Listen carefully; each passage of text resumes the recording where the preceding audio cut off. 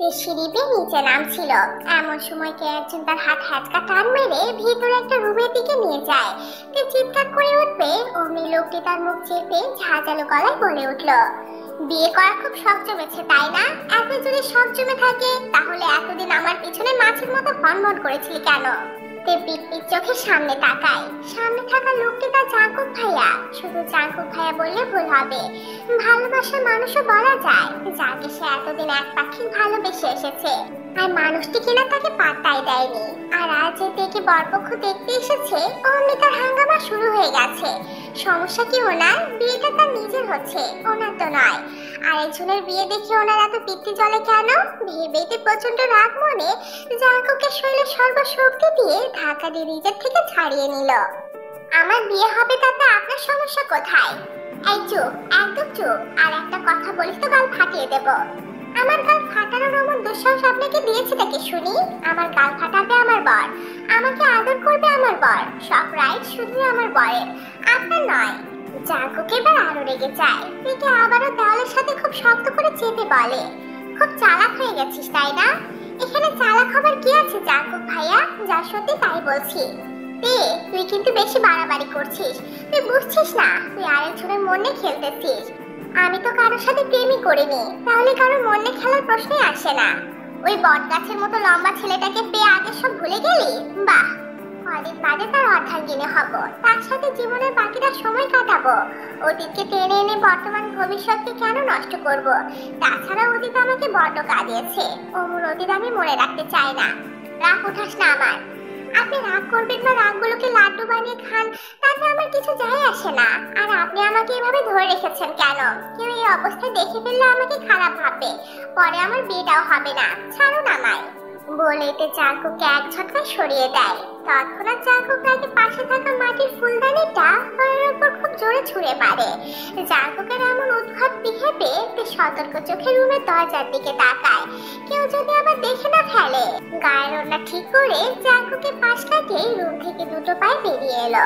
দরজাটা ঠেসে বাহিরে বেরোতেই এতক্ষণে বুকে চাপা তীব্র ব্যথাটা এবার ধুধু করে ওঠে। এর মধ্যে খুব কষ্ট হচ্ছে তার, খুব। যে মানুষটাকে অন্ধের মতো ভালোবাসতো, সে মানুষটার মুখের উপর এতগুলো কথা কিভাবে বলতে পারলো সে? কিভাবে? এমন সময় নিচ থেকে ফুপে ডাক পড়ে, এই যে নিচে আয় তো দেখি একটু। তরহর করে চোখের পানি মুছে নিচে নামে। তার ফুপি মিসেস আয়ু তাকে টেনে নিয়ে সোফায় বসায়। নিচে আরো অনেকেই ছিল, তার বাবা মিস্টার নামজুন, মা মিসেস জিন এবং ছোট ভাই ইয়ঞ্জুন। ছেলে পক্ষদের তোকে খুব পছন্দ হয়েছে, তারা চায় আগামী পরশুই তোর এনগেজমেন্ট সেরে ফেলতে। আমরাও ভাবছি দেরি করব না, শুভ কাজে দেরি করতে নেই। তোর খুবই ঠিক বলেছে তে, আমরাও তোর খুবির সাথে একমত। আর ছেলে যেহেতু ভালো চাকরি করে, ফ্যামিলি ভালো, তাহলে দেরি করা ঠিক হবে না। ঠিক তখন জাঙ্কুক এসে সিঙ্গেল সোফায় ধপাস করে বসে পড়ে। বাজখাই গলায় বলে, বিদায় করো আপু, তাড়াতাড়ি বিদায় করো। বাসায় এমন উৎকট ঝামেলা কাঁধে চাপিয়ে রাখার মানে হয় না। বাসাটা একটু ফাঁকা হবে, শান্তিতে থাকতে পারবো। কি ঠিক বলছি না মিসেস তে? ও সরি, তোমার তো এখনো বিয়ে হয়নি। মিসেস তো কদিন পর ট্র্যাক হবে। তুই একদম বেশি কথা বলিস জাঙ্কুক, চুপ থাকতে পারিস না? চুপ আর কেমনে থাকি বলো তো আম্মু? তোর বিয়ে দাওয়াত খেতে দাঁতগুলো কেমন কিরমির করছে, লোভ সামলাতে পারছি না। জাঙ্কুকের কথায় তে কোনো জবাব দিল না।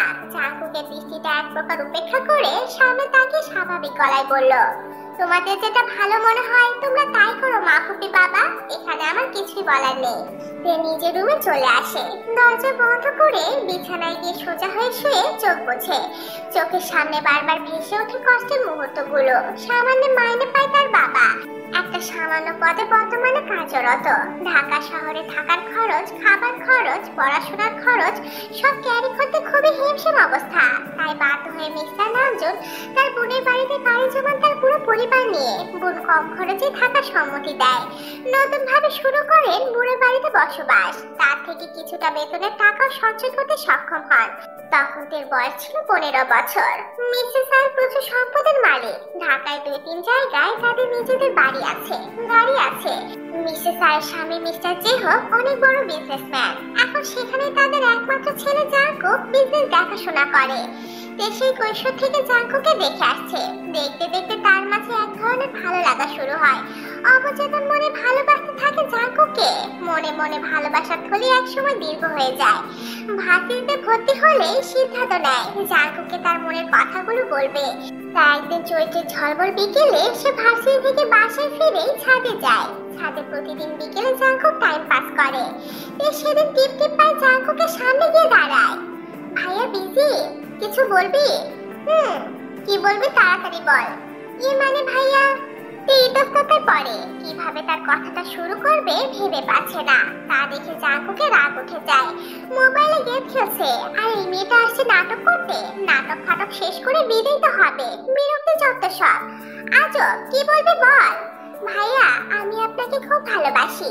হোয়াট?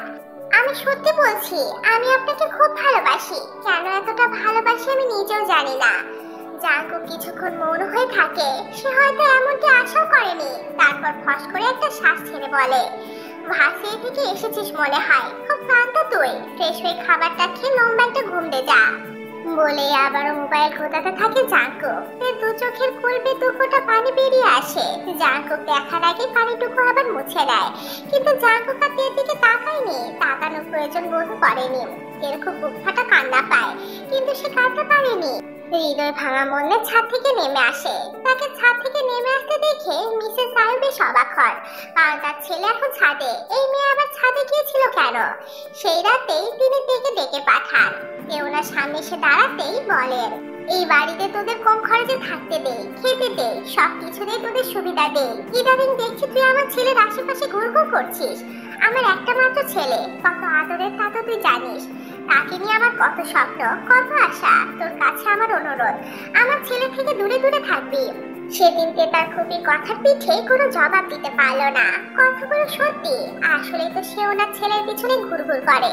সেদিন ওনার কথাগুলো এবং জাঙ্কুকের রিজেকশন দেখে খুব পীড়া দেয়। কেবিন মত পরিবর্তন করে ফেলে। তার খুপিদের অর্ধেক ভরসায় তার পরিবার মাথা গুঁজে আছে, বেঁচে আছে। যদি তাকে নিয়ে তার খুবই উল্টাপাল্টা কিছু উঠায়, তাহলে তার পরিবারের প্রতিটা মানুষের জীবন কতটা সংকটাপন্ন। তার উপর তার একটা ভাই আছে, তারও তো একটা গতি করতে হবে। না, আর কিছু ভাবতে পারলো না। ডিসিশন ফাইনাল করলো, জাঙ্কুক নামের ওই লোকটাকে কষ্ট হলেও ভুলে যাবে। ভুলে যাবে বলেছে বলে কি সে নিজেকে স্বাভাবিক রেখেছে? না, সেই রাতে তার সে কি কান্না। দলা বেঁধে বেঁধে চাপা কান্নাগুলো বেরিয়ে আসতে থাকে। কাঁদতে কাঁদতে ক্লান্ত হয়ে যায়, তারপর আবার কাঁদে। বলা যায় পুরোটা রাত এভাবেই শেষ হয়তে। তারপর খুব শক্ত হয়। তার 5 দিনের মাথায় সে তার বাবা মাকে বলে তার জন্য ছেলে দেখতে, বিয়ে করবে আর পড়াশোনা স্বামীর ঘর থেকে চালিয়ে দিবে। মা বাবা প্রথমে একটু অবাক হয়, কিন্তু অবাকের সীমাটা বেশিক্ষণ না নিয়ে মেয়ের কথা খুশি মনে মেনে মিসেস সাইকে জানায়। মিসেস সাই তো সেই খুশি, একটা আপদ বিদায় হবে। রেস্টুরেন্টের একদম কোণার একটা টেবিলে বসে আছে জাঙ্কুক। তার চোখে মুখে গোমরা ভাব, গোমরার মাঝে রাগের ছাপ স্পষ্ট। জাঙ্কুকের এখনো বিশ্বাস হচ্ছে না মাত্র 5 দিনের মাথায় কি এতটা পরিবর্তন হবে। এই তো কিছুদিন আগে মেয়েটা তার পিছনে আঠার মতো লেগে থাকতো। মাকে এটা সেটা বাহানা করে তার রুমে চা নিয়ে যেত। ছাদে এসে ফুল নেড়ে নেড়ে শুয়ে গা ছেড়ে দিত। শেষ মুহূর্তে তার মনের আকুপাকু কথাগুলো বলে দিল। মানছে সে হঠাৎ তার অমন কথায় কি উত্তর করবে নিজেই ভেবে পায়নি। আর এমন হঠাৎ স্বাভাবিক, কারণ ভালো লাগার মানুষটা যদি তার নিজের মনের কথাগুলো সে তাকে বলে দেয়, তখন তার খুশি সীমা থাকে না। খুশিতে সে প্রায় বাকরুদ্ধ স্তব্ধ হয়ে যায়। জাঙ্কুকের সেদিন তাই হয়েছিল, আর তেতা বোঝেনি। অবশ্যই এখানে জাঙ্কুকেরই দোষ। সেও যে তেকে মনে মনে খুব বেশি ভালোবাসে তা সে তেকে বুঝতে দেয়নি। তে রুমে চা নিয়ে এলে ভাব নিয়ে থাকতো, কথা বলতো না। দেখতো তে তার ভাব লোক দেখে কি রিয়াকশন করে। যখন তে বিরক্ত হয়ে তাকে বিড়বিড় করে বকতো, তখন জাঙ্কুক লুকিয়ে লুকিয়ে হাসতো, যাতে নজরে আসতো না। এরকম সব ক্ষেত্রেই করতো। তেকে জাঙ্কুকের মনে ধরেছিল প্রায় 1 বছর আগে তার বাবা মায়ের অ্যানিভার্সারি পার্টিতে। সেদিনকে লাল রঙের একটা লেহেঙ্গা সাথে হাই হিল শু পরে যখন সবার সামনে এলো, জাঙ্কুক এবং জাঙ্কুকের ফ্রেন্ডরা যেন চড়ক গাছ হয়ে গেল। এই একটা মেয়ে যে এতগুলো মানুষের মাঝে প্রথমে চোখে পড়ার মতো। জাঙ্কুকের ফ্রেন্ডরা তো সেদিন জাঙ্কুকের পিছু ছাড়তে চায়নি। দোস্ত, ওই মেয়েটা আমার চাই, ওই মেয়েটা আমার চাই চাই বলতে বলতে একদম জাঙ্কুকের কান ঝালাবালা করে দিয়েছিল। কিন্তু জাঙ্কুক তাকে সবাইকে এক ধমকে থামিয়ে দিয়েছিল। তোরা আমার গপকে নিয়ে যাবি? এত সাহস তোদের? সবাই সেদিন আচোখে জাঙ্কুকের দিকে তাকিয়েছিল, আর তের দিকে চোখ তুলে তাকানো সাহস হলো না কারো। অথচ আর মাত্র কিছুদিনের ব্যবধানে তার লাল পরিটা অনের হয়ে যাবে। এভাবে মন খারাপ করে পড়ে থাকলে সমস্যার সমাধান হবে? ইউনো, জিমিন এবং সুগার সাথে দেখা করতেই মূলত জাঙ্কুক রেস্টুরেন্টে এসেছে। এরা তার জানের জান দোস্ত, এদের সাথে সবকিছু শেয়ার করে সে। জাঙ্কুক, এখানে তোর কোনো দোষ নেই। তুই মেয়েটাকে ভালোবাসিস, অথচ মুখ ফুটে একবারও বলিসনি। তাহলে মেয়েটা কি আশানে পড়ে থাকবে? তার নিজেরও তো একটা ভবিষ্যৎ আছে। ভালোবাসার কথা মানুষকে মুখ ফুটে বলা লাগে, বুঝে নেওয়া যায় না। ভালোবাসতে আগে অভিমান বোঝা লাগে। এই, তুই সবসময় উল্টোটা বেশি বুঝিস। সবাই কি আর তোর মতন মানুষের মন করতে পারে? আমি আবার কি উল্টো বুঝলাম? যেখানে জাঙ্কুক বুঝেছে তে তাকে ভালোবাসে, সেখানে তেরও তো বোঝা উচিত ছিল। ফলটা এখানে কার? ফলটা তোর, গাধারাম। তে তো সরাসরি সেদিন বলে দিয়েছে। তারপরও জাঙ্কুক সেদিন তার ভালোবাসার কথা বলেনি। এটাই সব থেকে ভুল করেছে।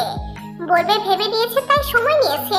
ভালোবাসাটা অনেক অপেক্ষার পর পেলে ফিলিংসটা সেই হয়, বুঝলি? প্লিজ তোরা চুপ কর। এমনিতে জাঙ্কুকের মনটা ভালো না, তার উপর তোদের নাদুস নাদুস কথাবার্তা। আর জাঙ্কুক, তুই কুকটা শেষ কর, তারপর আমরা একটা প্ল্যান বানাই কিভাবে দিকে ব্যাক করা যায়। দোস্ত, আমরা থাকতে তোর এত কিসের টেনশন? জাঙ্কুক ফ্রেন্ডের দিকে কিছুক্ষণ তাকিয়ে থেকে তারপর কুকটা হাতে নেয়। তিন ঢোক খেয়ে কুকটা টেবিলের উপর রেখে আবার বন্ধুদের দিকে ফিরে বলে, তার তো মুখের উপর ওই কথাগুলো বললোই, তারপর থেকে ওর সাথে কথা বলার সুযোগও পাচ্ছি না। ও বাইরে বেরোলে সারাক্ষণ আম্মুর সাথে লেগে থাকে, আর ভিতরে গেলে তার রুমে। মোবাইলও চালায় না যে মেসেজ অথবা ফোন করতে পারবো। আর আগামীকাল ওর এনগেজমেন্ট, সময় হাতে খুব কম।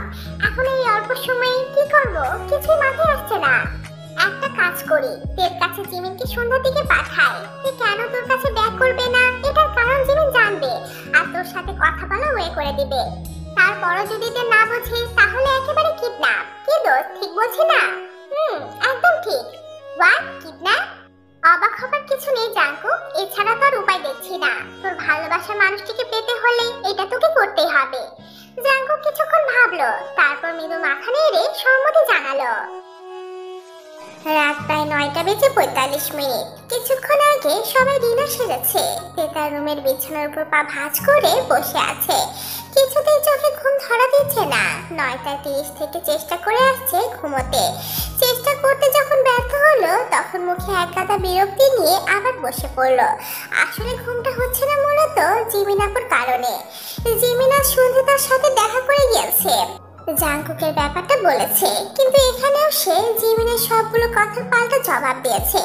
না জাঙ্কুকের লাইফে আর ফিরে যাবে, আর না তার সাথে দেখা করবে। নিজের কথার উপর অটুট থেকে জিমিনকে রিক্ত হাতে যেতে বাধ্য করলো। অমন বিহেভে এখন নিজেই নিজেকে স্বস্তি দিতে পারছে না। ভিতরটা কেমন উকসুক করছে। এমন সময় দরজায় কড়া আঘাত পড়ে। পাশ থেকে ওড়নাটা নিয়ে ভালোভাবে গায়ে জড়িয়ে নিয়ে দরজা খুলে দেয়। দেখে তাদের বাড়ির কাজের লোক মিনা এসেছে।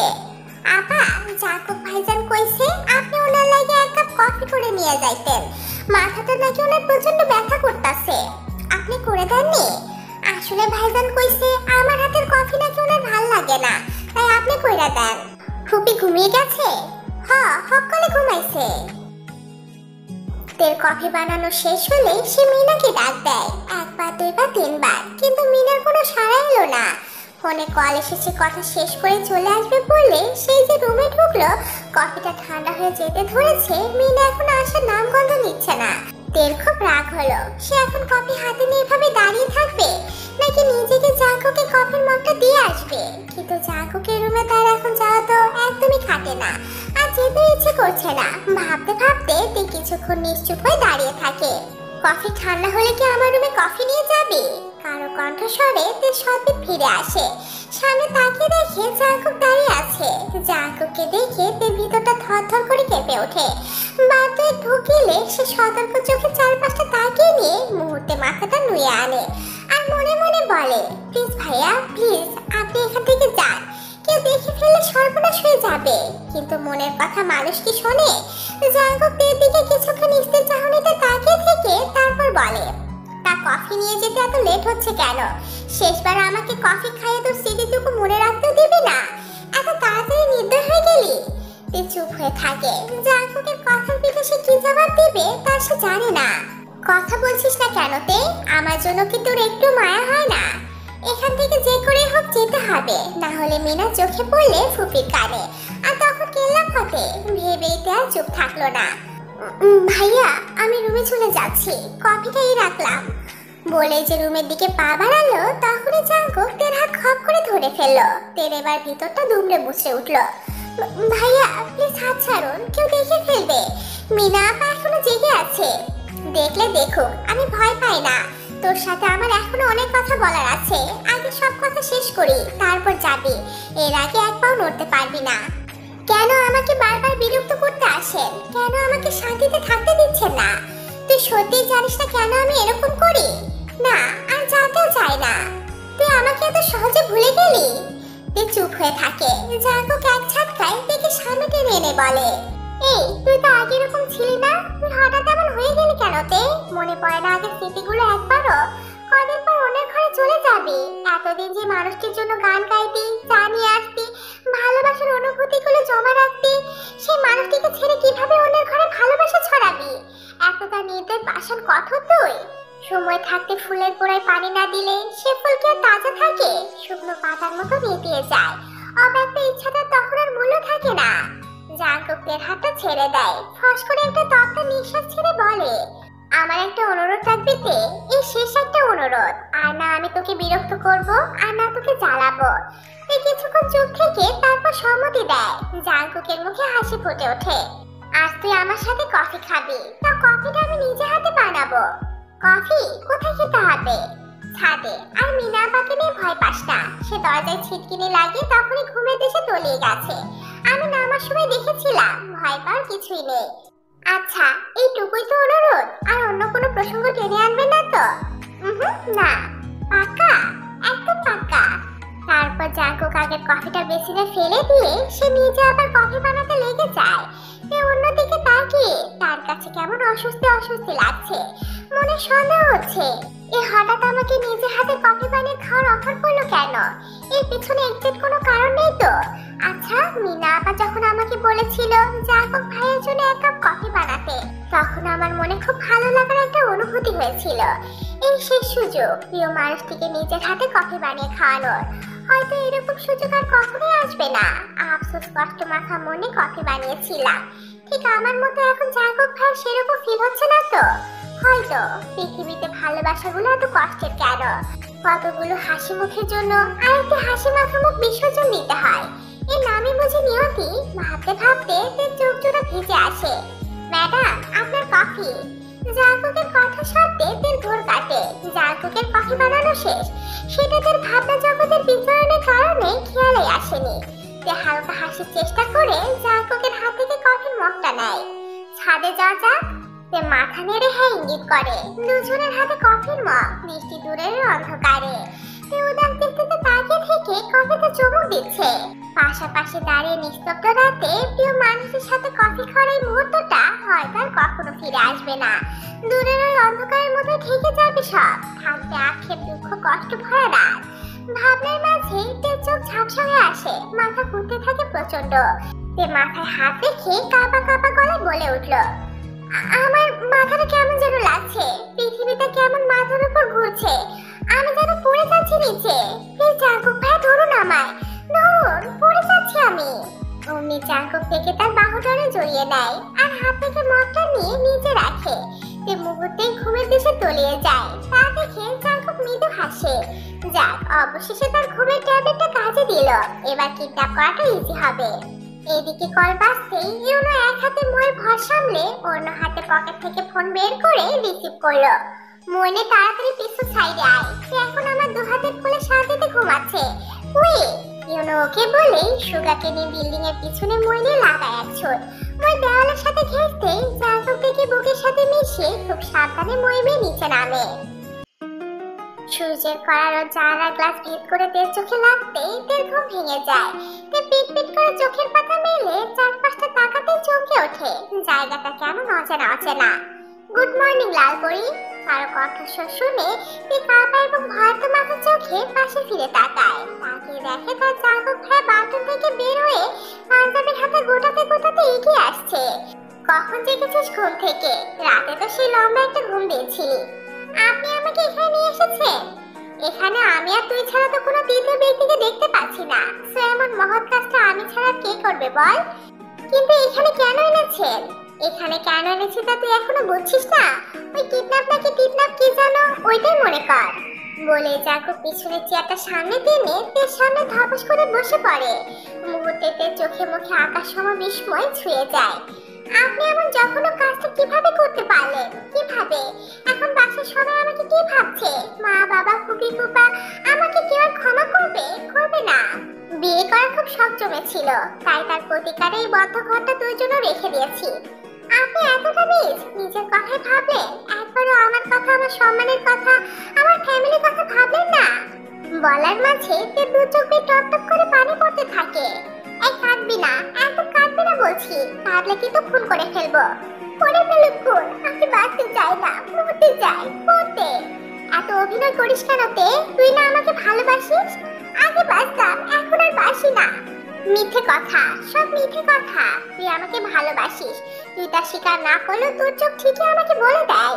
তুই চুপ হয়ে থাকে। জাঙ্কুকে কিছুক্ষণ চুপ থেকে তারপর বলে, এছাড়া আমার আর কোনো উপায় ছিল না তে। তোকে বোঝানোর সবটা আমার হাতের বাইরে ছিল। শেষ মুহূর্তে তোর সাথে কথা বলতে চেয়েছি, তোকে বোঝাতে চেয়েছি, তোকে আমার মনের কথা বলতে চেয়েছি। জিমিনকে দিয়েও চেষ্টা করেছি তোকে আমার কাছে আনতে, তাও পারিনি। ওদিক দিয়ে তোর এঙ্গেজমেন্ট, হাতে সময় খুবই কম ছিল, বলা যায় কিডন্যাপ করতে এক প্রকার বাধ্য হয়েছি। তার জন্য আমি তোর কাছে ক্ষমা চাইছি। এবারও কোনো জবাব দিল না। তেকে চুপ থাকতে দেখে জাকুব বলল, এখনো না করে আছিস আমার উপর?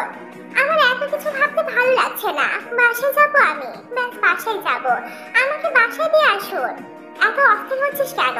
বাসায় তো যাবি, আমি নিজে তোকে বাসায় নিয়ে যাবো, তবে এভাবে না।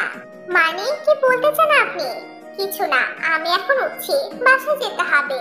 দেরি হলে বাসায় যে হাঙ্গামা লাগিয়ে দিয়ে এসেছি তার উৎপাদন করবেটা কি শুনি?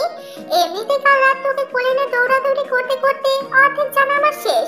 তোর এত ওজন, বাপরে বাপ, হারবাল টারবাল খাসটা কি আবার? বলে ঠোঁটের কোণে দুষ্ট হাসি ফুটিয়ে তুলল। তের বিস্মিত চোখ জোড়া এবার আগে আগুনের মতো লাল হয়ে উঠল। আমি মোটা না চিকন, লম্বা না বেটে তা দেখার রাইটস আপনার নেই। রাইটস নেই? তবে হতে আর কতক্ষণ? কখনোই হবে না, আমি হতে দেবও না। আমি এখনই বাসায় যাব, আপনি নিয়ে যান অথবা না যান। বলেতে বিছানা থেকে নামতে যায়। অমনি জাঙ্কুক তার পথ আগলে দাঁড়িয়ে বলে, লালপুরি, তোমার এখন বাসায় যাওয়ার পথ তো বন্ধ। আম্মু মামা মামি ভোর সকালেই তোমাকে সার্চ করে নিয়েছে। তোমাকে না দেখতে পেয়ে সবাই ভেবে নিয়েছে তুমি কোন নাগরের সাথে পালিয়ে গেছো। এখন যদি তুমি বাসায় যাও তাহলে বুঝতে পারছো তোমার কি হাল হবে। আর তুমি বাসায় না গিয়ে যদি আরেকখানে যেতে চাও, এই জাঙ্কুক তো তোমাকে সেখানেও যেতে দিবে না। এই রুমটা কিছুক্ষণ পর তালাবদ্ধ হয়ে যাবে। সো এখান থেকে চলে যাওয়ার ভাবনাটা এখনই মাথা থেকে ঝেড়ে ফেলো। এর আরো রাগ উঠে যায়। রাগে জাঙ্কুকের কলারটা খুব শক্ত করে চেপে ধরে বলে, আপনি নিজ অসভ্য জঘন্য একটা লোক। তোমার জন্য আমি সব হতে রাজি। তে কলারটা ছেড়ে দেয়। মেয়েটার সাথে কথা বলে খামোকা সময় নষ্ট। যে করে হোক এখান থেকে তার বাসায় ফিরতে হবে। বাসায় ফিরে সবাইকে কিছু একটা বুঝিয়ে বলতে হবে। এর ভাবনার মাঝে জাঙ্কুক বলে ওঠে, আমি এখন চলে যাচ্ছি। ওই যে টেবিলের উপর খাবার রাখা আছে, ফ্রেশ হয়ে খেয়ে নে। বলে জাঙ্কুকের গাল চাপড়ে রুম থেকে বের হয়। দরজার কাছে যেতে জাঙ্কুক কি ভেবে যেন আবার পিছনে তাকায়।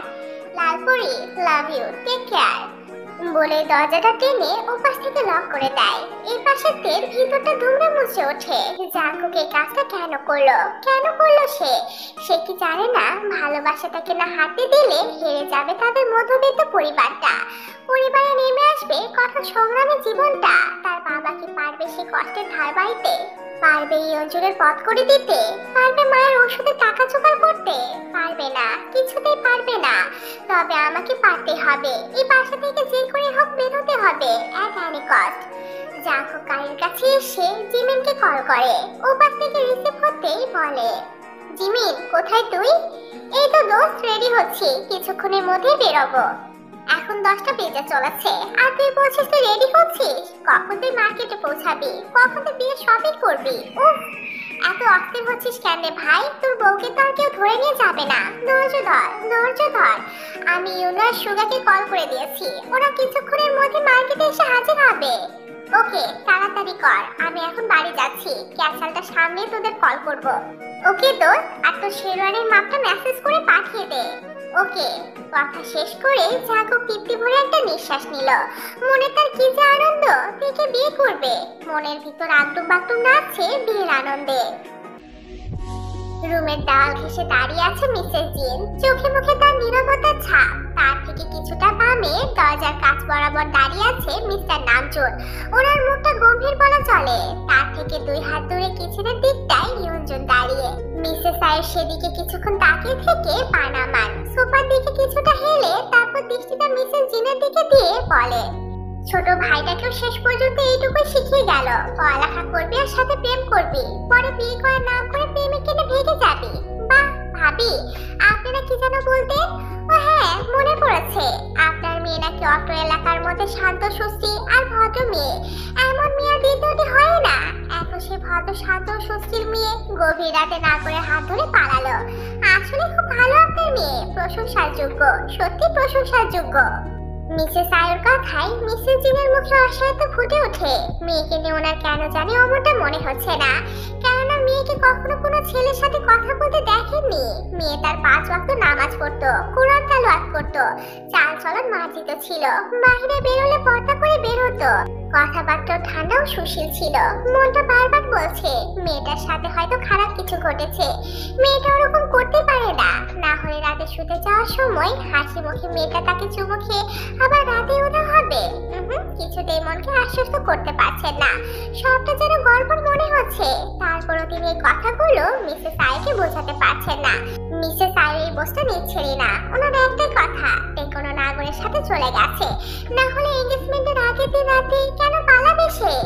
মিসেস জিনের ভাবনার মাঝে মিসেস আয়ের ফোন বেজে ওঠে। তাকিয়ে দেখে তের বরপক্ষে লোক ফোন করেছে। মিসেস আয়ু তের বাবা মায়ের দিকে তাকিয়ে বলে, তের হবু শ্বশুর কল করেছে, রিসিভ করব কি? রিসিভ কর, বল যে মেয়েটা অসুস্থ হয়ে গেছে, আজ এনগেজমেন্টটা ক্যান্সেল করতে হবে, মেয়েটা সুস্থ হলে পরে ফাইনাল ডেট দিয়ে দেওয়া হবে। মিসেস আয়ু তাই বলেন। তারপর তের বরপক্ষের সাথে কথা বলা শেষ হলেই মিস্টার নামজুনকে বললেন, আপনি পাগল? আপনার মেয়ে কি আর ফিরে আসবে? আসবে না, কারণ সে ফিরে আসার জন্য যায়নি।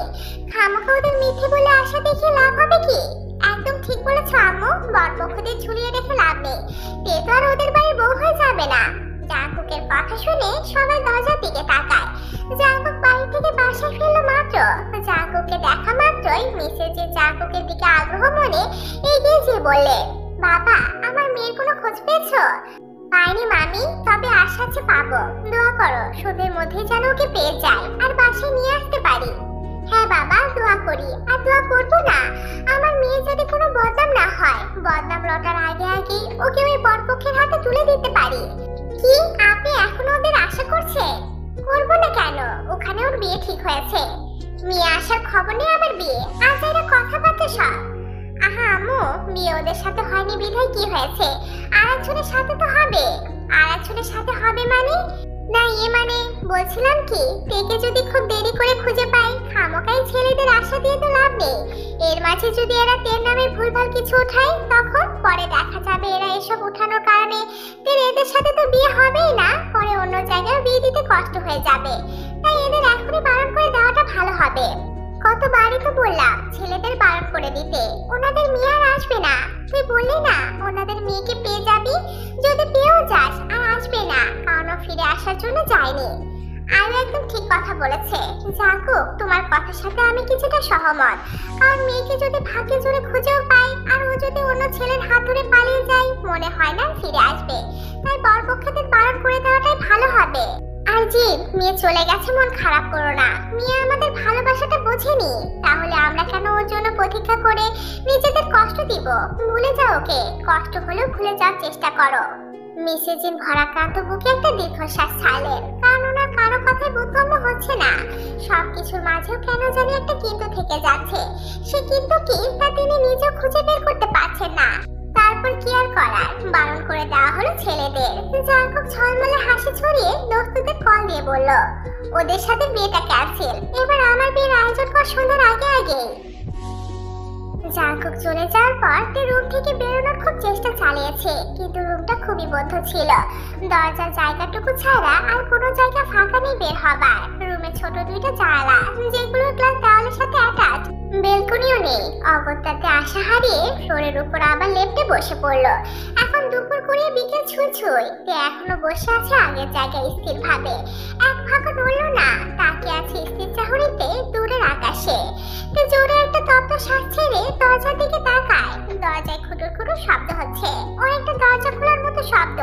তাকে পর মুহূর্তে দেখলো জিমিন দরজা ঠেলে ভিতরে প্রবেশ করছে। তুমি ভিতর থেকে দরজা লক করনি? জিমিনের কথায় জবাব না দিয়ে দ্বিতীয় হাতে পাশ থেকে ওড়নাটা তুলে গায়ে জড়িয়ে নিয়ে উঠে দাঁড়ায়।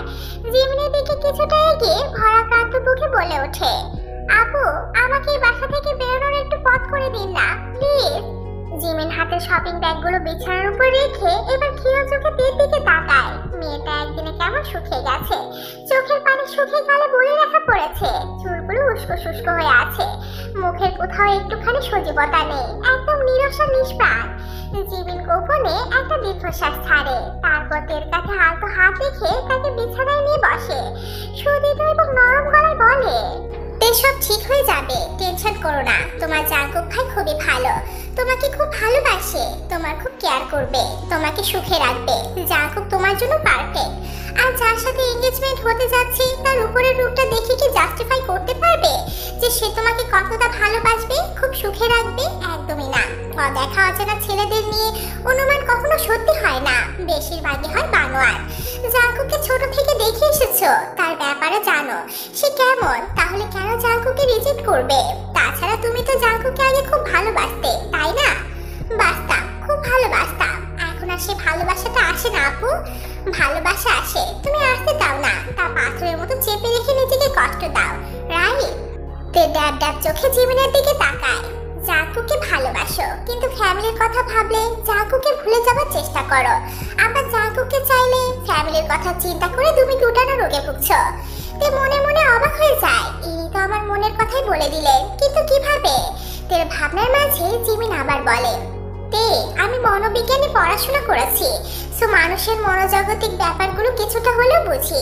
আমি বুঝতে পারছি তুমি খুব চাপা কষ্টে আছো, যেটা তুমি জাঙ্কুককেও বলতে পারছো না এবং নিজেকেও বোঝাতে পারছো না।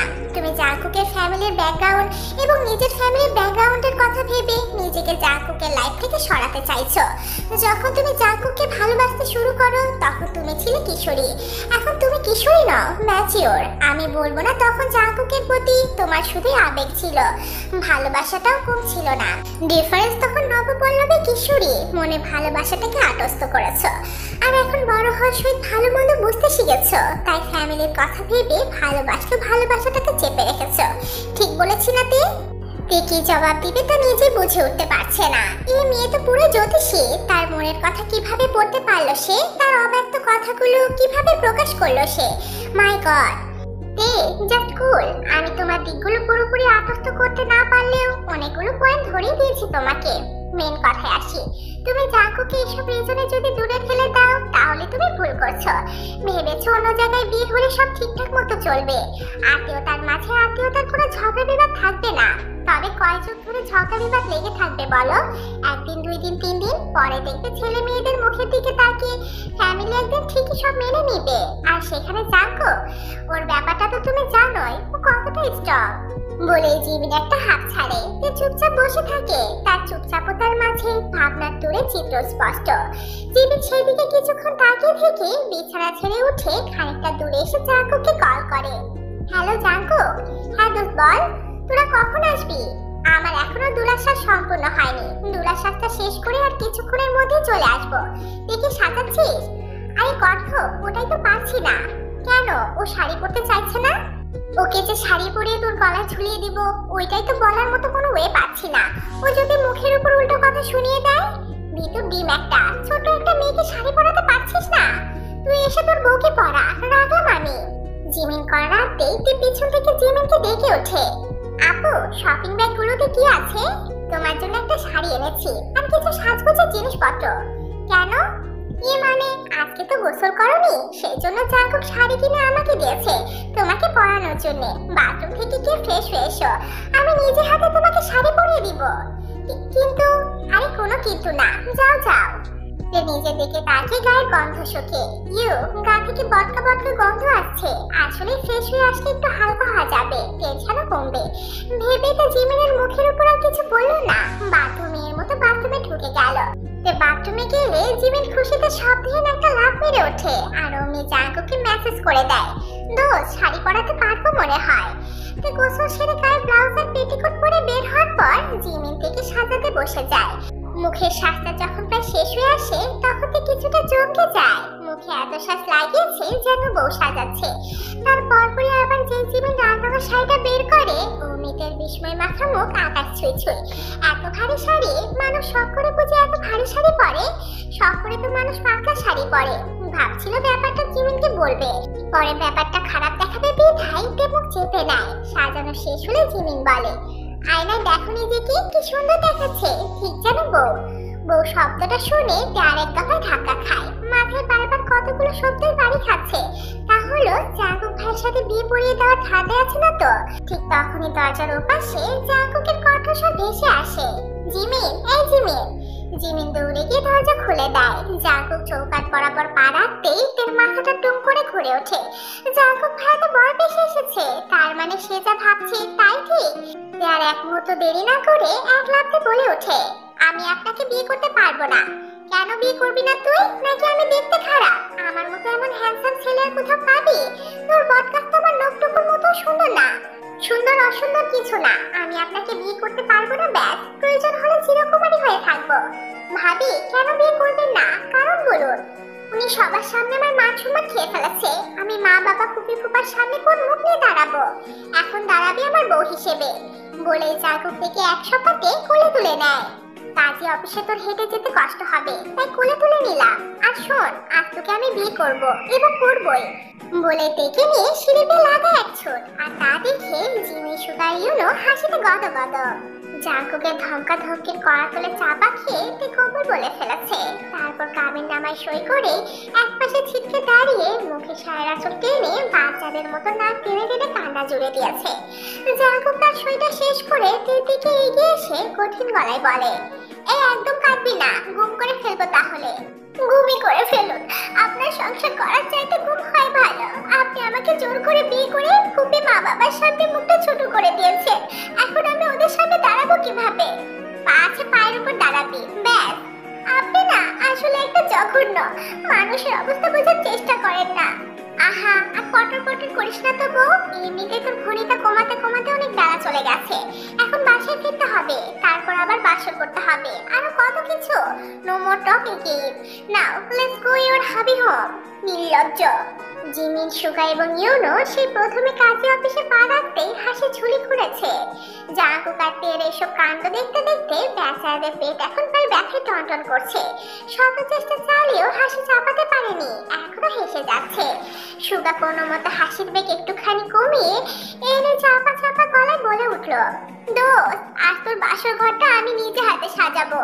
তুই কি একা সাজাবি নাকি সাথে আমিও সাজাবো? আচ্ছা সাজাস সাজাস, তোরা দুজনেই সাজাস। এই যেমন বাদর, এই ফ্রেন্ডগুলো এক একটা বদের হাতি সার। কুখালের কারখানায় এসে পড়লাম। ইয়া আল্লাহ, রক্ষা করো তুমি। কি বউ, পথ মাপবা নাকি আগের মতো সে একই কাজ করাতে বাধ্য করবা? আমি এখান থেকে কিছুতেই নড়বো না। আপনার ইচ্ছে হলে আপনি চলে যান, আমি যাবো না। কাজে অফিসে চার দেওয়ালে থাকতে আবার ইচ্ছে হলো নাকি? তা তোমার যদি আপত্তি না থাকে তাহলে কাজী সাহেব চাচা ছেলের সাথে বিয়ে পড়িয়ে দিয়ে এখানে সারা জীবনের জন্য রেখে যায়। কি বলে চাচা? কাজী সাহেব থতমত খেয়ে জাঙ্কুকের দিকে তাকিয়ে রইলেন। কাজী সাহেব মনে হয় রাজি নয়। থাকবো, তোমাকে কারো গলায় ঝুলতে হবে না।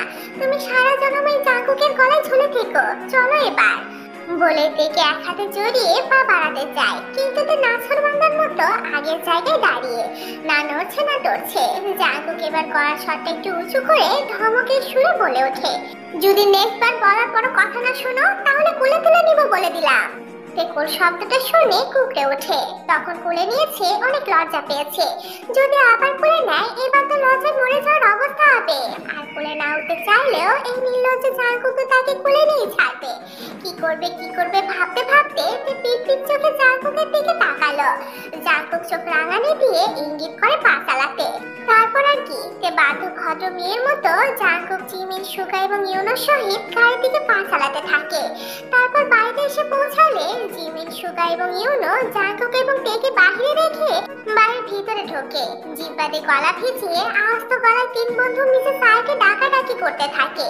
মিসেস আয় বসার ঘরে হয়েছে শুনে সেখানে আসে। আরে তোমরা হঠাৎ আমার বাসায় কি মনে করে? ও আন্টি, কি বলবো আপনাকে, আমরা খুশি মানে সেই খুশি, এতটাই খুশি যে আপনাকে সেই খুশির সংবাদটা দিতে এসেছি। বাট কিভাবে আপনাকে বলবো সেই ভাষা জানা নেই আমাদের। তা খুশির খবরটা কি বলো? আন্টি, জাঙ্কুক নতুন বউ নিয়ে এসেছে। বউটা কি সুইট! উফ! মানে কোন জাঙ্কুকের কথা বলছো? আপনার ছেলে জাঙ্কুকের কথা বলছি আন্টি। জাঙ্কুক বিয়ে করেছে। হোয়াট? মজা করছো আমার সাথে? মজা নয় আন্টি, এখনই দেখবেন আপনার ছেলে এবং আপনার বৌমাকে। বলে জিমিন পিছনে ঘুরে গলা উঁচে জাঙ্কুককে ডাকে। জাঙ্কুক, ভাবিকে নিয়ে ভিতরে আয় তো। বলার সাথে সাথে জাঙ্কুক এবং তে ভিতরে ঢোকে। জাঙ্কুক বর সেজে আর তে বধূ সেজে। জাঙ্কুকের বউ হিসেবে তেকে দেখে মিসেস আয়ের পায়ের তলা থেকে যেন মাটি সরে গেল।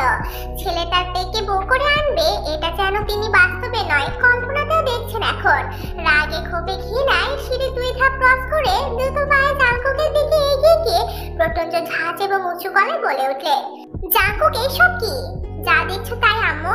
তুই এই কাজটা কিভাবে করতে পারলি? তুই শেষ পর্যন্ত আমাকে এই প্রতিদান দিলি? ছি! তোমার এতদিনের ইচ্ছে ছিল তোমাকে ভালো সুন্দর এবং খুব লক্ষ্মী একটা মেয়ে এনে দিতে, আর তা এনে দিলা। জাঙ্কুক, চরম বেয়াদবি কথাবার্তা বলছিস তুই। তোর ধারণা আছে তুই কি কাণ্ড করেছিস? এমন মেয়েকে বিয়ে করেছিস যে কিনা আমাদের ভরসায় থাকে, আমাদের ভরসায় বাঁচে এবং তার পুরো পরিবারও। সমাজের লোক যদি শুনে তুই এই মেয়েকে বিয়ে করেছিস তাহলে সমাজে আমি মুখ দেখাবো কি করে? মাথা হেড করে ফেলেছিস তুই আমার। চিৎকার করতে ইচ্ছে করছে আমার, অনেক চিৎকার করো, চিৎকার যত ইচ্ছে হয়। অন্তত দেখে নিয়ে আর কোনো কথা বলবা না আম্মু, কারণ তে এখন আমার কাজিন নয়, আমার স্ত্রী, আমার অর্ধাঙ্গিনী, আমার সোহাগিনী, আমার ভালোবাসা। আমি তেকে ভালোবাসি, সে আমাকে ভালোবাসে। তুমি বলেছিলে না তে কোনো ছেলের সাথে পালিয়ে গেছে? তে কারোর সাথে পালিয়ে যায়নি। আমি তেকে জোর করে সে রাতে কিডন্যাপ করি তোর বিয়েটা ঠেকানোর জন্য। আসতে আমার হয়েছে। সো কাইন্ডলি রিকোয়েস্ট আম্মু, তেকে বৌমার চোখে দেখো। এই স্বপ্ন তোর কখনোই পূরণ হবে না, এটা আমি কখনোই হতে দিব না, কখনোই না। তোর বাবা দেশে ফেরুক আগে। মিসেস আয়ের চিৎকার চেঁচামেচি শুনে এরই মাঝে মিস্টার নামজন এবং মিসেস জি এসে উপস্থিত হন। মিসেস আয় তাদের দিকে তাকিয়ে তাচ্ছিল্য স্বরে বলে, বাহ, গর্বিত বাবা মা আপনারা। মেয়েকে এমন শিখালেন শেষ পর্যন্ত আমার ছেলে তাকে পটিয়ে পাঠিয়ে তার গলায় ঝুলিয়ে গেল। কি ক্ষতি করেছি আমি আপনাদের? কি ক্ষতি? দয়া দেখানো এটাই শেষ প্রতিদান দিলেন? এটাই? মিস্টার নামজন এবং মিসেস জি নিশ্চুপ হয়ে যায়। তারা এই কথার পিঠে কি জবাব দিবে নিজেরাও বুঝতে পারছে না। তারা ভাবতে পারেনি তাদের মেয়ে শেষ পর্যন্ত জাঙ্কুককে বিয়ে করবে, যারা কিনা তাদের সংসারটা শক্ত খুঁটির মতো করে খুব শক্ত করে আঁকড়ে ধরে রেখেছে। এই বুঝে শেষ প্রতিদান উপহার দিল তাদের। মিস্টার নামজনের নিজেকে এখন খুব ছোট লোক মনে হচ্ছে। খুব মেয়েকে দেওয়ালের সাথে ঝুলিয়ে যদি গায়ে বারংবার বেঁধে পিটিয়ে রক্তাক্ত করতে পারতেন তাহলে কষ্টটা কমতো। ওনাদের কিছুই বলবে না আম্মু, ওনারা এখন আমার শ্বশুর শাশুড়ি, তো সম্মানে কথা বলবে। ছেলের কথাই মিসেস আয়ের মাথায় আগুন ধরে যায়। ওনার এখন কি যে করতে ইচ্ছে করছে উনি তা নিজেই জানেন না। ওনার নিজের পেটের ছেলে ওনাকে না জানিয়ে বিয়ে করে আবার এখন উদ্ভব বিহেভ করছে। খুব এবং খুব কষ্ট লাগছে মিসেস আয়ের। একটা সেকেন্ডও দাঁড়ালেন না, সবার দিকে একবার আগুন চোখে তাকিয়ে সিঁড়ি বেয়ে নিজের রুমে চলে যায়। মিসেস জির কান্নায় ভেঙে পড়ে, মেয়ের কাছে এগিয়ে আসে। তুই এটা কি করলি? এটা কি করলি মা? কেন জাঙ্কুককে বিয়ে করলি? দুনিয়া থেকে ছেলের অভাব ছিল? একে ছোটবেলায় বিষ খাইয়ে মেরে ফেলা দরকার ছিল, না হলে এরকম দিন আমাদের দেখতে হতো না। শ্যামন আওয়ারসেলফ, আমরা এতদিন বেয়াদব একটা মেয়েকে বড় করেছি। তে মাথা নিচু করে চোখের পানি ফেলতে থাকে। তের কষ্ট জাঙ্কুক আর সহ্য করতে পারলো না, বুকটা দাও দাও করছে। তের কোনো দোষ নেই মামা, তের ইচ্ছের বিরুদ্ধে আমি ওকে বিয়ে করেছি। আপনারা খামোকা না জেনে ওমন মিথ্যা অপবাদ ওর উপর দিতে পারেন না। প্লিজ ওকে নিয়ে কিছু বলবেন না, ও এখন জিও জাঙ্কুকের বউ। বাবা, তোমরা আমাদের অর্ধেক খরচ চালাও, সেই তোমাদের আমরা গলা কেটে দিলাম। এটা কিভাবে মেনে নিব বলো? ওসব ভেবে এখন আপনারা আমাকে ছোট করছেন। এসব ভাববেন না প্লিজ, মনে করেন সব অ্যাক্সিডেন্টলি হয়ে গেছে। মিস্টার নামজন চোখের চশমাটা খুলে চোখের কোণার পানিটুকু মুছে নেন। তারপর চশমা আবার চোখে এঁটে মিসেস জিকে উদ্দেশ্য করে কঠিন গলায় বলে, জি চলে এসো। বলে রুমের দিকে এগোন। মিসেস জিনের না যেতে ইচ্ছা হলেও পরিস্থিতির শিকারে বাধ্য হলেন স্বামীর পিছন পিছন যেতে। যেতে গিয়েও মেয়ের দিকে এক ফোঁট তাকালেন। তে ছলছল চোখে তার বাবা যাওয়ার পথের দিকে চেয়ে রইল। তার বাবার চোখে আজই প্রথম পানি দেখলো সে। তাহলে সে কি আজ তার বাবাকে খুব বেশি পীড়া দিয়ে ফেলেছে? খুব হাউমাউ করে কাঁদতে ইচ্ছে হচ্ছে তার খুব। বাবার পায়ের তলায় গিয়ে পড়ে বাবার দুই পা জড়িয়ে বলতে ইচ্ছে করছে, বাবা প্লিজ আমাকে ক্ষমা করে দাও, প্লিজ বাবা। কিন্তু তার হলো না। মিসেস জিন রুমে ঢোকা মাত্রই মিস্টার নামজুন দরজা বন্ধ করে ফেললেন। জিমিন এগিয়ে আসে, তেল কাঁধে হাত রেখে বলে, সব ঠিক হয়ে যাবে ভাবি। প্রথম এরকম পরিস্থিতি হবে, দেখবে পরে সব স্বাভাবিক হয়ে যাবে। এই কষ্টকে কষ্টই মনে হবে না। আর কষ্ট দিও না নিজেকে, অনেক রাত হয়েছে, এবার রুমে চলো। বলে জিমিনদের হাত ধরে জাঙ্কুকে রুমের দিকে ধীর পায়ে হেঁটে হেঁটে নিয়ে যেতে থাকে। ফুল ফিতা বেলুন দিয়ে বাসর ঘরটি মোটামুটি ঘরোয়া ভাবে সাজানো হয়েছে। দেখতে একদম অসুন্দর বলা যায় না, খুব চমৎকার হয়েছে। তে ফুলসজ্জার বিছানায় একদম কোণার দিকটায় হাঁটু ভাঁজ করে বসে আছে। চোখে মুখে তার বিষণ্ণতা রেখা। জাঙ্কুকে বিয়ে করে আসলে খুব অন্যায় করে ফেলেছে সে। খুবই রাগ, বাবার অভিমান আর মার কষ্ট সবগুলো চিত্র যেন চোখের সামনে একে একে জীবন্ত হয়ে ভেসে উঠছে। কিছুতেই মনকে বোঝাতে পারছে না। কেউ তার মনে হয় না তাকে কখনো ক্ষমা করবে। ভুলগুলো ভুলে গিয়ে তাকে কাছে টেনে নিবে। তাহলে কি এভাবে চলবে জীবনময় গতি? কি হতে চলেছে পরের দিনগুলোতে? ভাবতে মুহূর্তে বুকটা ভার হয়ে ওঠে। তার সাথে চোখের কোণা থেকে মোটা 2 ফোঁটা অশ্রু বেরিয়ে আসে। দ্বিতীয় ফোঁটা পড়তে নিলেই কারো হাতের স্পর্শে চোখের নিচটা শুষ্ক হয়ে ওঠে। তে কাদর জড়ানো চোখে সামনে তাকায়, দেখে জাঙ্কুক সেই পানিটুকু মুছে তার দিকে মায়া মায়া চোখে তাকিয়ে আছে। তো এবার অস্ফুট একটা শব্দ করে জাঙ্কুকে এক ধাক্কা দিয়ে খানিকটা দূরে সরিয়ে দেয়। অভিমানের স্বরে বলে ওঠে, আপনি আমাকে একদম ছুবেন না। এই আপনার জন্য আজ আমার এমন দিন দেখতে হলো। দূরে যান আমার থেকে। কুলতে কুল, আস্তে আস্তে সব ঠিক হয়ে যাবে। এই যে আজ দেখছিস না মা মামার রাগ অভিমান, কদিন পর দেখবি সবে সব ভুলে ঠিকই তোকে আমাকে কাছে টেনে নিয়েছে। ভুল কিছুই ঠিক হবে না। না আপনার মায়ের সম্পর্ক মেনে নিবে, আর না আপনার বাবা, কেউ মেনে নিবে না। আপনি খামোখা আমার জীবনটা নষ্ট করে দিলে। আমি তো জীবন নষ্ট করিনি, আমি তোকে ভালোবাসি। আর আমাদের এই ভালোবাসা একদিন সবার মন ঠিকই জয় করে নেবে, দেখিস। আমার উপর শুধু একটু বিশ্বাস রাখ। না কোনো বিশ্বাস আর না কোনো ভরসা, আপনার সাথে আমার কোনো কথা নেই। শয়ন এখান থেকে, আমি ঘুমাবো। বলেতে পাশ থেকে একটা বালিশ টেনে নিয়ে সেখানে মাথা রেখে ক্যাত হয়ে শুয়ে পড়ে। আর জাঙ্কুক ছোট ছোট চোখ করে তের দিকে তাকিয়ে। স্বপ্ন ছিল বউয়ের সাথে বসে কত মিষ্টি মিষ্টি কথা বলবে, তাদের ভালো লাগা ভালোবাসার সব অনুভূতি শেয়ার করবে। তারপর আরো কত কি। আর এমনি ফ্যামিলির দোহাই দিয়ে সব লাঠি উঠিয়ে দিল। তাহলে তার এতদিনের সব স্বপ্ন জলে মিশে গেল। ভেবে জাঙ্কুক গলার সব খাদে নামিয়ে বলল, তে এখনই ঘুমাবি? এই তে, প্রবলেম কি আপনার? একে তো জীবনটা তছনছ করলেন, তার উপর শান্তিতে ঘুমাতেও দেবেন না। আজ তো আমাদের বাসর রাত, তো আমি কি করব? মানে বাসর রাতে কি করবি তা তুই জানিস না? আমার সাথে বাসর করবি? তের চোখে মুখে আকাশ সম বিস্ময় ছুঁয়ে গেল। এ ছেলে কি বলছে তাকে? তার কি কোনো লজ্জা শরম নেই? নির্লজ্জ ঠোঁট কাটা। বইয়ের সামনে এত লজ্জা শরম থাকা চলে না। তার উপর আজ আমাদের বাসর রাত। বাসরে প্রথমে লজ্জা হলেও তা উড়িয়ে দিতেই জাঙ্কুকের নির্লজ্জ। Get out from here, go to be lock bed. যদি নিচে না যায়। কথাটা বলেই জাঙ্কুক তের দিকে স্লোত গতিতে এগোতে থাকে। তে ভয় পেয়ে থমথমা গলায় বলে ওঠে, এই কাছে আসবে না কিন্তু, কাছে আসবে না, না হলে চিৎকার দেব। জাঙ্কুক খিলখিলে হেসে ওঠে আর তেকে আরেক দফা অবাক করে দিয়ে তার পাশ কেটে চিৎ মেরে শুয়ে যেতে যেতে বলে, তুই চিৎকার কর, আমি ঘুমাই, গুড নাইট।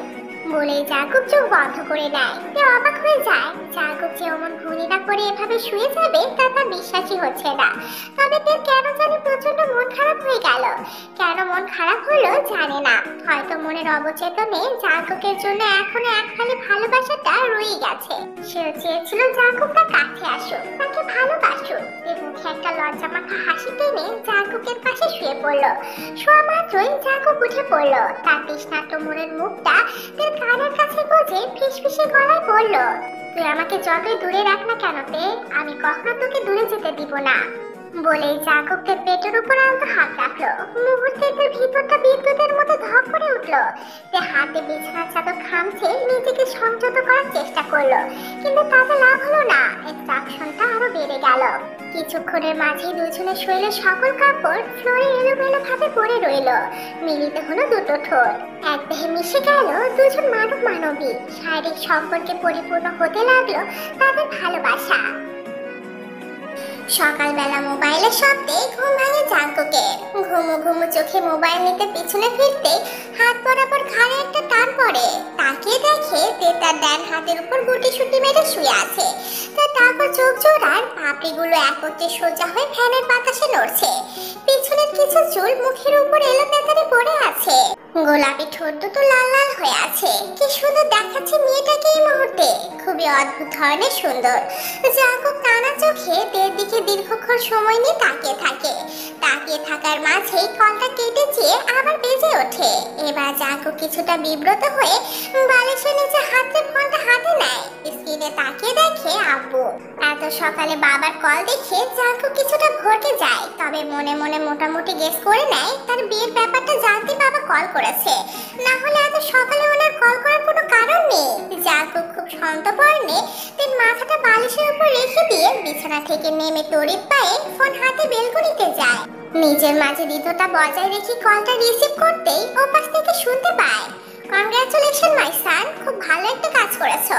আমি এতদিন এটাই চেয়েছিলাম। বাবার কথা শুনতেই জাঙ্কুক কয়েক সেকেন্ডের মতো চুপ হয়ে যায়। সে হয়তো ভাবতেও পারেনি তার বাবা এত তাড়াতাড়ি তাদের সম্পর্কটা মেনে নিবে, তা আবার তের সাথে। ভাবনার মাঝে মিস্টার জেহো বলেন, জাঙ্কুক, দেখে আমার মেয়ে হিসেবে বেশ পছন্দ। সে কাজে যেমন পটু তেমনি তার সুস্থ ব্যবহারও, আর রূপে গুণে তো মাশাআল্লাহ। তোমার ওই আম্মুর মতো বদ না, সারাক্ষণ খালি কানের কাছে খেউ খেউ করে অন্তত পাগল বানাবে না। মেয়েটা তোমাকে খুব বুঝবে।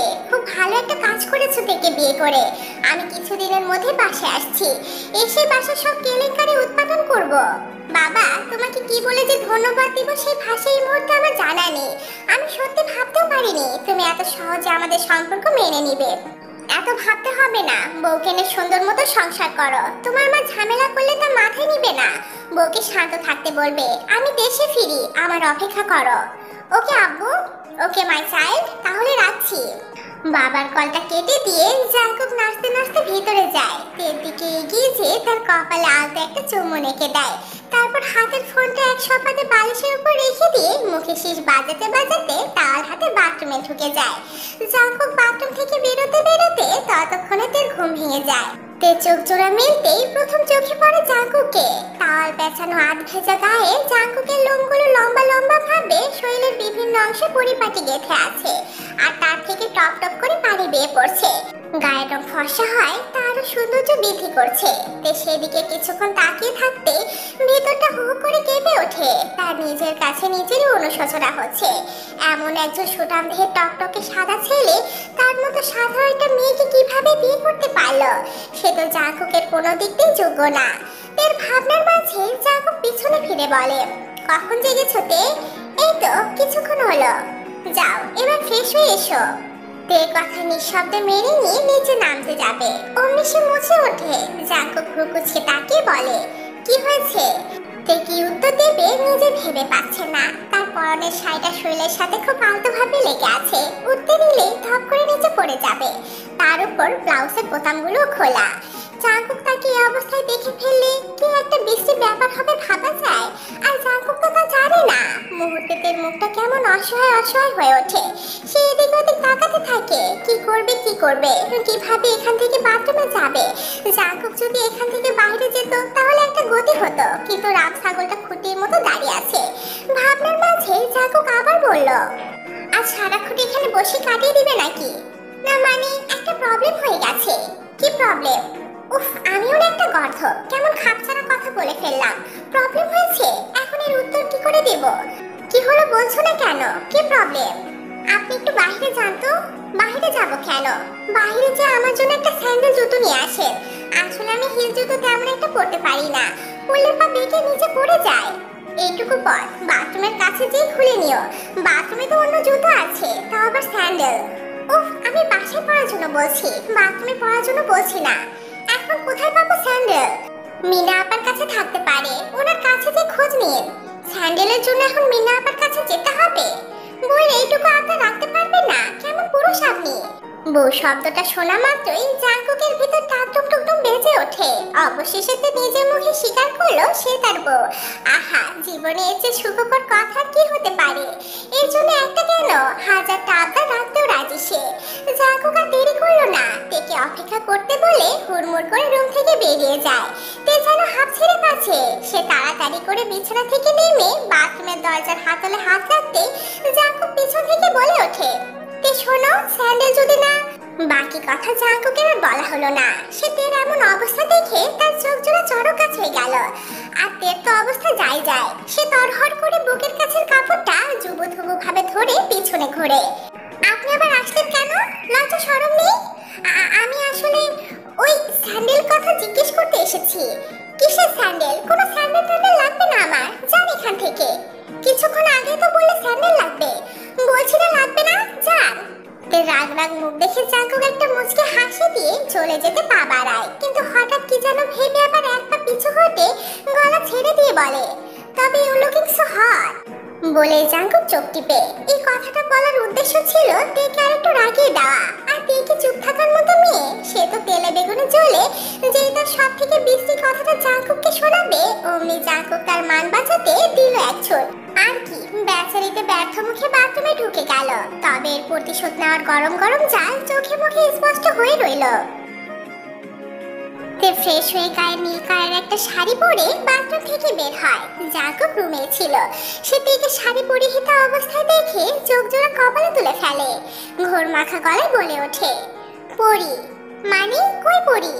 আমার সামনে নীল রাঙা শাড়িতে নীল পরি। জাঙ্কুক যে তাকে উদ্দেশ্য করে কথাটা বলেছে তা বুঝতে পেরে গাঢ় একটা হাসি দেয়।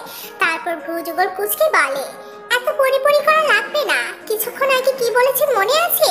হট, লজ্জা শরম নেই আপনার? জাঙ্কুক ঠোঁটের কোণে একটা মিষ্টি হাসি টেনে হাঁটে হাঁটে পায়ে তের দিকে এগিয়ে আসে। তে ছোট্ট একটা ঢোক গেলে কিছুটা পিছু হটে যায়, কারণ জাঙ্কুকের উদ্দেশ্য এই মুহূর্তে ভালো ঠেকছে না। নিশ্চয়ই সোহাগ খুঁজবে। সত্যি তাই হলো। তেকে হ্যাচকে একটা টান মেরে খুব কাছে টেনে নিয়ে তার মুখের সামনে আসা এলো পাতারি চুলগুলো খুব সযত্নে কানের পেছনে গুজে দেয়। তারপর তপ্ত একটা নিঃশ্বাস ছেড়ে বলে, লাভ ইউ, একটা কিস করি। তে জাঙ্কুককে এক ঝটকায় সরিয়ে দিয়ে বলে, জানতাম এমনটাই হবে। আমি কত কষ্ট করে শাড়িটা পরেছি, এখন চাই না শাড়িটা আবার অগোছালো হোক। তো কি হয়েছে, আমি আবার পরিয়ে দেব। উফ, রাগ করছে এখন। এমনিতেই মনটা ভালো নেই মা বাবা এবং ফুপির জন্য। আপনি আসছেন নাটক করতে? পথ ছাড়ুন, নিচে যাব। নিচে যেতে এখন দিব না। তুমি এখন নিচে গেলে আমার আক্রোশটা নীলপরির উপর থেকে দমাতে পারবে না। বলে জাঙ্কুক আবার তের দিকে এগিয়ে তার ভেজা চুলে মুখ ডুবিয়ে দেয়। অমনি মিনা ভিতরে ঢুকে বলে, তেপা, খালাম্মা, খালু আর ইয়ঞ্জন কেউ নাই, কোথায় জানি চইলা। আর কথা শেষ করতে পারলো না বেচারি। সে যে বেটাইমে ঢুকে পড়েছে এখন বুঝতে পেরে নিজের কাছে নিজেই লজ্জা পেয়ে যায়। মাথা নিচু করে বলে, সরি আপা ভাইজান। জাঙ্কুক একটা হাসি দিয়ে তেকে ছেড়ে দেয়। তের তো ভাবান্তরে নেই। যেই শুনেছে তার বাবা মা এবং ভাই নেই, অমনি জাঙ্কুক এবং মিনাকে পাশ কেটে নিচে আসে। তার বাবা মা এবং ভাই রুমে ঢুকে দেখে তারা কেউ সত্যিই নেই। তাদের ভারী ভারী জিনিসপত্রগুলো ছাড়া সাথে করে সব নিয়ে গেছে। তে থপ করে নিচে বসে পড়ে আর ব্যথিত মনে কান্না করে দেয়। অনবরত পড়তে থাকে তার চোখের অশ্রু। জাঙ্কুকের কাছে এসে বসে। তে কান্না মাখা কণ্ঠে বলে ওঠে, জাঙ্কুক, আমার মা বাবা ভাই আমার সাথে অভিমান করে চলে গেছে। আমি তাদের মনে খুব কষ্ট দিয়ে ফেলেছি। খুব রাগ হলে এরকমই হয়। বাবা কিছুদিনের মধ্যে দেশে ফিরছেতে, বাবা এসে সব ঠিক করে দিবেন। এর মধ্যে অনেকদিন কেটে যায়। তে তার বাবা মায়ের খোঁজ পায়নি। মোবাইলে কল দেয়, নাম্বার বারবার বন্ধ পায়। মিসেস আইতিকে এর মাঝে আর কিছু বলেননি। এমনিতে মেয়েটার পরিবার চলে যায়, মুখটা কেমন শুকনো শুকনো হয়ে গেছে। সে কারণে রাগ প্রকাশ করার প্রয়োজন বোধ হয়নি। তবে তিনি দেখে যে খুব সহজে মেনে নেবেন তা না। সেদিন সন্ধ্যায় মিস্টার জেহো বাসায় এসে হাজির হন। চোখ মুখ কেমন ওনার ঝলকা ঝলকা। আগ্রহ ছেলের বউকে দেখার ইচ্ছা। তে মাথায় আঁচল তুলে তার শ্বশুরের সামনে এসে সসম্মানে সালাম করে। মিস্টার জেহব সালামের জবাব নিয়ে মাথায় হাত বুলে দোয়া করে। মিসেস আয়ো তা দেখে রাগে গজগজ করে চলে যান সামনে থেকে। সেদিকে তাকিয়ে মিস্টার জেহব হেসে বলে, তোমার শাশুড়িকে টাইপ দেওয়ার দায়িত্ব আমার, সো নো টেনশন। তে হেসে ফেলে। সে আগেও তার খোপা কোনো রাগ অহংকার দেমাগ নেই, খুবই সাদামাটা। অথচ তিনি কি না দেশের অনেক বড় একজন বিজনেসম্যান। যে কেউ দেখলে ওনাকে এক নজরে ভালো লেগে যাবে। তে তার শ্বশুরকে তার বাবা মা এবং ভাই সম্পূর্ণ ব্যাপার বুঝিয়ে বলল, দেয়ার নো টেনশন, আমি জানি এখন ওনারা কোথায় আছে।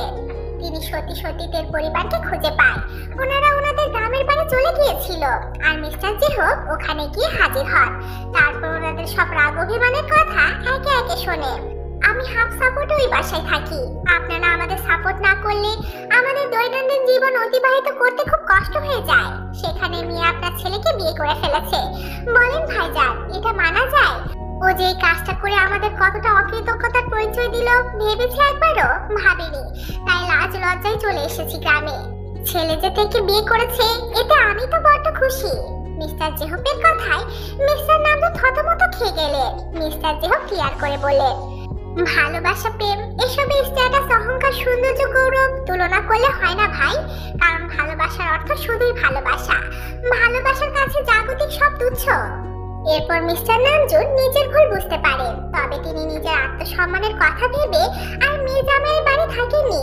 মিস্টার জেহবকে বহু কষ্টে বুঝিয়ে অন্য জায়গায় বাসা নেন। সেখানে পরিবারকে নিয়ে বসবাস শুরু করে দেন। তার ভাষ্য মতে, সারাক্ষণ আত্মীয়দের মাঠে চড়ে থাকলে তারা কখনো মর্যাদা পায় না। তারা হয়ে যায় তুই তুচ্ছকার। মিস্টার নামজুনের যুক্তিসঙ্গত কথা